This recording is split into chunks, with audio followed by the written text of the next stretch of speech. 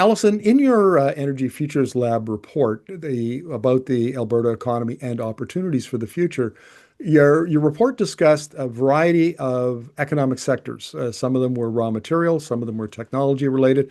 Could you maybe give us an overview of the ones that were considered for the report? Yes, absolutely. Yeah. So we took a fairly broad lens out of the gate, and we did start with about, I think there was 30 some different potential opportunities over the course of the research. We winnowed it down to sort of 16 low emission sectoral opportunities. Um, and from across, there's a large energy focus given, the strong basis of Alberta's economy, from in the energy, petrochemicals, agricultural sector, and everything from sort of hydrogen to sustainable aviation fuels to clean electricity opportunities, to the green chemistry and critical materials and minerals processing. So quite a range of sectors looked at. And then from that, we sort of winnowed them down further based on a number of different lenses. Now, I know you're a chemical engineer by training, and you've been working in this area for a while. My observation is that, especially over the last 5 or 10 years, we're seeing this convergence of many, many technologies. AI and materials and energy and in critical minerals and on and on and on. And would you agree then that energy and we don't treat it or shouldn't treat it as a separate topic? It's something that's woven into everything, and that makes it an enabler, if you will. Yes, absolutely. And I think that's really going to be a key to us positioning ourselves in this next wave, in this next economy, is that we need to be able to work across traditional sectoral boundaries. And I think that's where, these sort of hubs and clusters that and ecosystems become really important because they really support that working across those boundaries. And then, groups like the Energy Futures Lab, that's what we do. That's kind of our stock and trade. And we really see the importance of that. And, that sort of both cross learning, but then the integration of new technology and new approaches within each of those sectors as well. When you were looking at like which industries really stood out, maybe the top 4 or 5 with potential for, further development and export opportunities.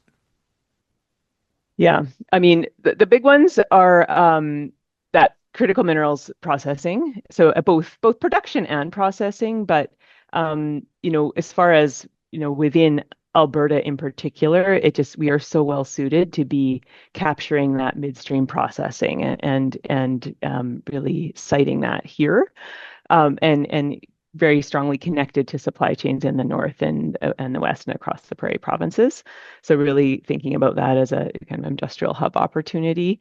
And there's a lot of analysis that's been done that really supports that opportunity. Given our strong petrochemical strengths, green chemistry it just feels like another very important next big play for the province, really meeting that global demand for sustainable material production. Um, Alternative proteins, given our strong egg sector, and this is another great example of an opportunity for value add, accessing that growing global market for plant-based nutrition.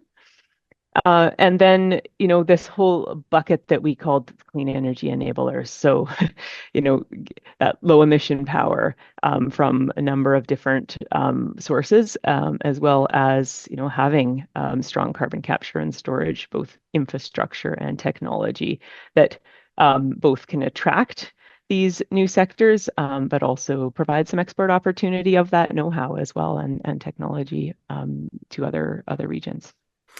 I'm sure we'll talk about this at length in a separate interview, but you mentioned electricity, and I have to say, I'm really impressed with the way that Alberta is positioned as a leader in advanced geothermal.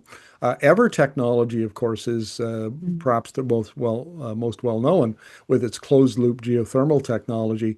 But the size of the Alberta oil and gas drilling industry, Yeah. both the drillers, the manufacturers, the service sector, on, really positions Alberta well to not only grow the industry, but scale it to a global scale. And I would assume that that probably played you identified that early on as a big opportunity.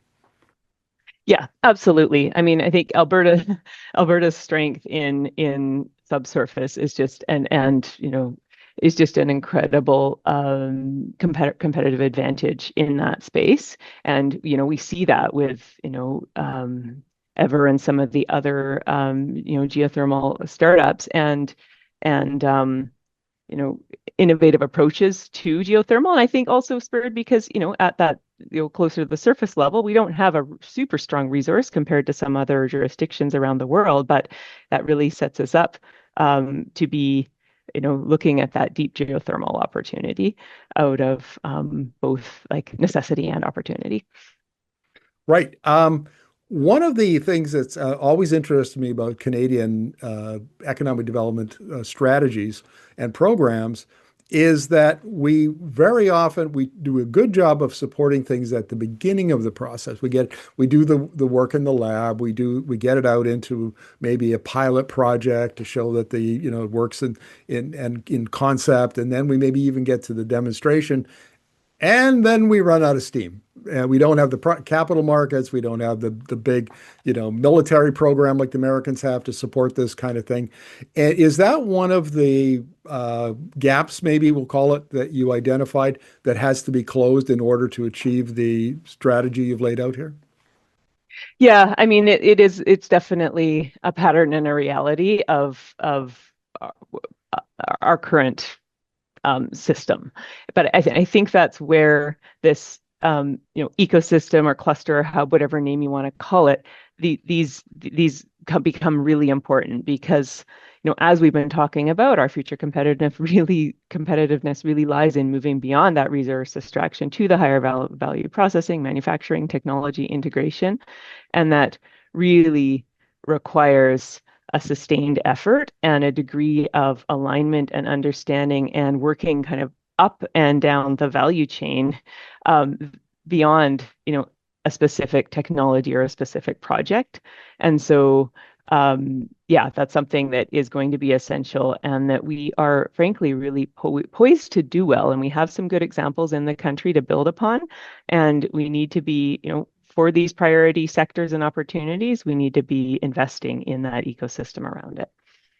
Another area that I would imagine your report has tackled, and that is skills training, workforce development, that sort of thing. I mean,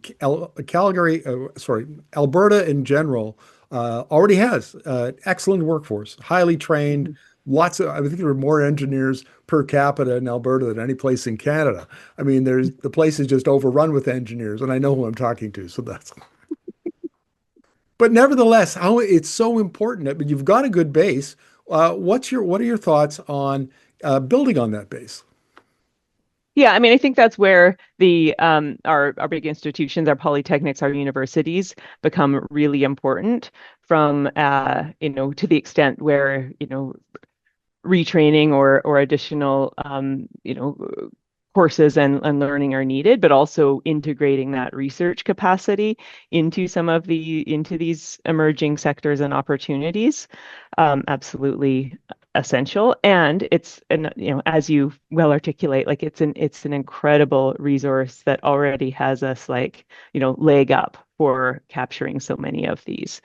But something like the midstream processing, there's a learning component there.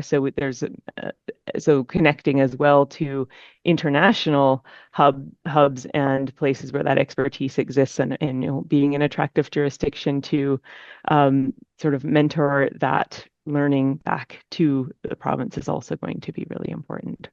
Well, Alisa, I'm looking forward to talking to you or one of your experts about the other aspects of the report. Thank you very much for this. Okay. Thank you for having me, Markham.